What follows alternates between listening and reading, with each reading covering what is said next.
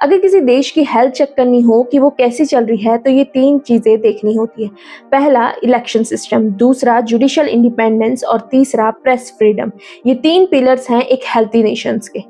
Reporters without borders ने हर साल की तरह इस साल भी अपनी रिपोर्ट पब्लिश की है, जिसका नाम है वर्ल्ड प्रेस फ्रीडम इंडेक्स, यानी कि एक जर्नलिस्ट को अपने देश में बोलने का कितना अधिकार है, जिसमें इंडिया के पड़ोसी देशों ने इंडिया से बेहतर परफॉर्म किया है। जैसे पाकिस्तान की रैंक आई है 153, बांग्लादेश की 152, श्रीलंका की 134 और नेपाल की 87 और वहीं इंडिया की 157।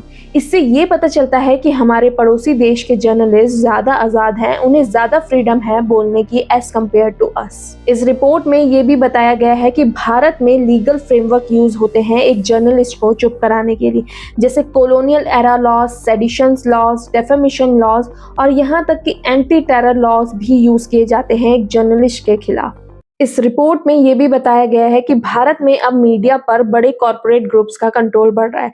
जैसे रिलायंस के मुकेश अंबानी के पास 70 से ज्यादा मीडिया आउटलेट्स हैं जिसे 800 मिलियन लोग फॉलो करते हैं। उसके अलावा गौतम अडानी ने भी 2022 में एनडीटीवी एक्वायर किया था, जिससे ये पता चलता है कि अब मेन स्ट्रीम मीडिया में विचारधाराओं को भी कैसे बदला जा रहा है।